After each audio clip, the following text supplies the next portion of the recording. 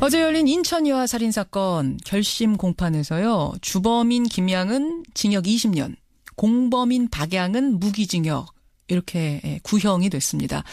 특히 애초에 공범으로 알려졌던 박양에게 법정 최고형 무기징역이 부과된 점이 눈에 띄는데요.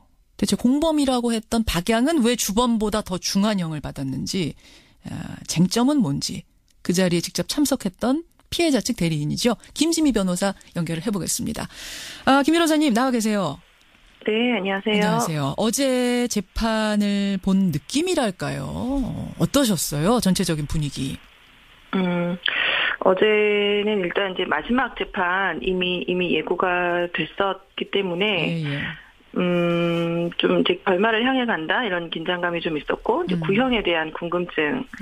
누구나 가지고 있었는데요. 근데 이제 의외로 그 박양 재판에서 그 김양이 어제도 증인으로 나왔는데 예. 또 좀 사람들을 좀 경악해 할 만한 그런 진술들이 있어서 전체적으로는 약간 충격적인 뭐 나중에 얘기하겠지만 구형의 내용도 그렇고 예. 좀 전체적으로 좀 그런 분위기였던 것 같아요. 충격적인 긴장감.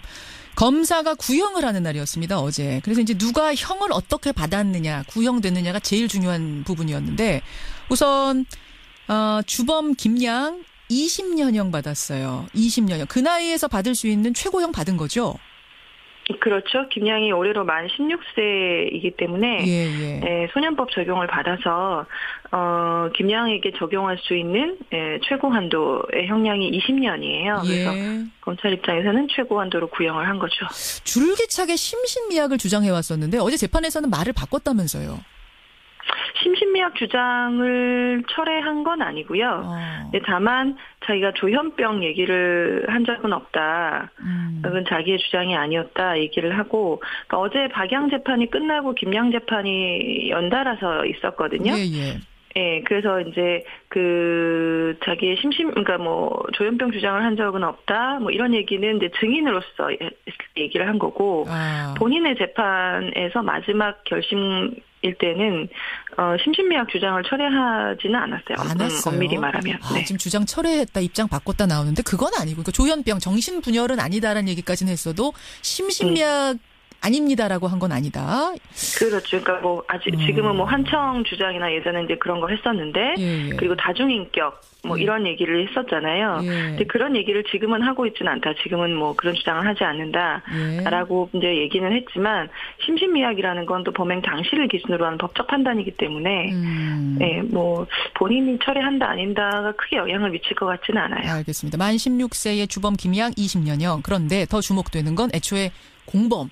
뭐 조력자 정도다. 그냥 전화 통화한 정도라고 알려졌던 그래서 살인 방조죄가 적용이 될 뻔했던 박양. 결국 수사를 주욱하면서 박양도 살인에 참여한 거나 다름없다고 해서 검찰이 살인죄를 적용한 거죠. 그렇죠. 예. 근데 이제 박양은 무기징역형이 나왔어요. 박양도 만 18세니까 소년범에 해당하는데 어떻게 무기징역이 나온 거죠? 소년에 해당하는 건 맞는데요. 그 소년법에서 사형이나 무기형을 할 수 없는 나이는 또 만 18세 미만으로 돼 있어요. 그러니까 17세까지만 사형이나 무기형을 할 수 없는데 박양은 만 18세인 거죠. 그래서 사형이나 무기형이 법적으로 가능한 나이여서 구형이 그렇게 나왔고 이제 김양에 대한 구형을 할 때도 검사가 어떻게 얘기를 했냐면 무기징역을 구형해야 맞지만 소년법 적용 때문에 20년을 한다 이렇게 얘기를 했거든요. 그러니까 사실은 검찰의 판단은 둘이 똑같다. 이 사건 범행의 기여도나 이런 데에 있어서 거의 비슷하다라고 판단을 한 것 같아요. 그래서 실질적으로는 둘이 같은 구형을 해야 맞지만 김양 같은 경우는 16세이기 때문에 어쩔 수 없이 20년을 한다. 이런 취지였던 것 같습니다. 그러니까 소년법 59조를 보면 이 사람이 사형이나 무기징역에 해당하는 때는 어떻게 감형해줘라라는 규정이 따로 있는데 그렇죠. 그 기준이 만 17세까지만 감형이 적용되는 거예요. 그러니까 소년범 기준하고 좀 달라요. 근데 이 박양은 만 18세이기 때문에 그 감형 기준을 넘어서는 나이인 겁니다. 그렇게 되다 보니까 무기징역이 가능해진 이런 거. 박양도 어제 처음으로 반성한다 뭐 이런 말을 했다는 얘기가 들리던데 진짜입니까? 마지막 이제 최후 진술 때, 유가족들에게 죄송하다, 잘못을 반성하고 있고, 이런 반성하는 자기가 이런 마음을 평생 가지고 살겠다, 이런 얘기를 하기는 했는데, 사실은 이제 주요한 범죄인 살인에 대해서는 지금 아직까지도 역할극이었다라고 주장을 하면서 그 부인을 하고 있잖아요. 사실 이제 그러면서 진심으로 반성한다는 것이 맞는 말인가 그런 생각이 좀 들죠. 살인은 끝까지 인정 안 하는 거군요. 반성한다 하면서 인정하지 않았습니다. 네. 아까 그러셨어요. 박양 공판에 김양이 증인으로 참석했는데 충격적인 얘기들을 많이 했다. 새로운 이야기들. 어떤 겁니까? 구체적인 내용은 기사로 나오기는 했는데, 근데 그동안 왜 이 아이들이 이 범행을 했는가에 대해서 사실은 이 수수께끼가 안 풀렸었어요. 이유를 자세히 말한 적이 한 번도 없거든요. 아니, 알려지기로는 역할극을 하는 중이었고, 이쪽이 애인이어서 애인이 원하는 걸 해준 거다 이런 거 아니었어요? 나오기로는? 그러니까 역할극 주장이라는 건 이제 박양의 주장인 거고, 그러니까 명확하게 그러니까 김양만 놓고 보면 김양이 이제 실행을 한 범인이긴 하지만, 김양 자체의 동기는 나와 있지 않거든요. 그러니까 김양이 왜 이 아이를 유인해서 죽였는가 하는 거에 대해서는 김양 자체만 놓고 보면 잘 설명이 안 되는 부분이 사실은 있어요. 그래요. 근데 그게 이제 어제 김양의 증언은 결국은 이제 박양이 시켜서 그랬다는 것이고 박양이 신체 조직의 일부를 가지고 싶어 했다. 그래서 이제 그걸 위해서 결국은 살인을 한 거고, 그 과정에서 박양이 계속해서 좀 본인에 대한 그런 압박이랄까? 그런 게 있었다. 너는 할 수 있다. 폭력적인 자아인 너의 자아는 할 수 있다. 이런 얘기를 하면서 계속 압박을 가했다라는 증언이 있었죠. 그것보다 충격적인 거 보도가 됐는데 지금 방송으로 말하기가 이게 참 꺼림칙해서 아마 지금 말씀 못 하시는 것 같아요. 근데 이제 박양이 사체 일부를 자신이 먹겠다고 얘기를 했다, 김양한테. 이걸 지금 김양이 증언한 거죠? 김양이 그렇게 얘기를 하긴 했는데 사실은 지금 박양이 이 살인죄 공모공동 정범으로 공소장이 바뀌게 된 것도 김양의 진술이 결정적이거든요. 그렇죠. 김양의 진술이 상당히 신빙성이 있다라고 판단을 해서 그에 기초해서 지금 살인죄 공동정범으로 공소장이 변경이 된 건데 김양의 진술을 어디까지 믿을 수 있을까 하는 건 사실 아직까지 의문이에요. 저도. 그 증언을 할 때 지금 말씀드린 그 증언을 할 때 박양 측에서는 그런 적 없다라고 부인했습니까, 어제?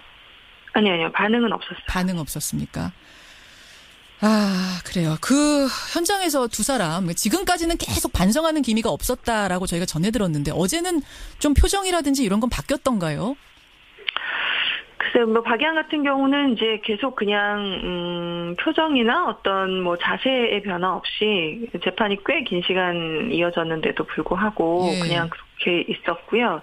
김양 같은 경우는 이제 본인의 재판에서는 어쨌든 김양 재판은 굉장히 빨리 끝났고 최후 진술도 하지 않았고 그런 태도였고요. 다만 이제 박양 재판의 증인으로 나왔을 때는 본인이 진실을 얘기하는 게 옳다고 생각해서 이제 뒤늦게나마 진실을 얘기한다. 근데 김양이 박양이 시켜서 한 겁니다. 박양이 이거 이렇게 하고 싶어 했어, 저렇게 하고 싶어 했어 얘기해서 박양의 죄가 무거워진다고 해서 김양 죄가 덜어지는 건 아니지요, 변호사님. 덜어지는 게 아니라 오히려 김양한테는 불리하죠. 그런데도 김양이 이렇게 계속해서 나는 진실을 말할 겁니다 하면서 박양이 이것도 시켰어요, 저것 먹고 싶다고 했어요, 가지고 싶다고 했어요. 이런 얘기를 하는 건 그러면은 좀 진정성이 있는 걸로 봐도 되는 건가요, 법적으로? 그러니까 이게 김양 같은 경우는 처음에 우발적 범행을 주장하다가 박양이랑 같이 사전에 계속 이런 살인의 계획에서 얘기를 하면서 공모했다는 거를 얘기하니까 이 우발적 범행이라는 주장이 이제는 더 이상 성립하지 않거든요.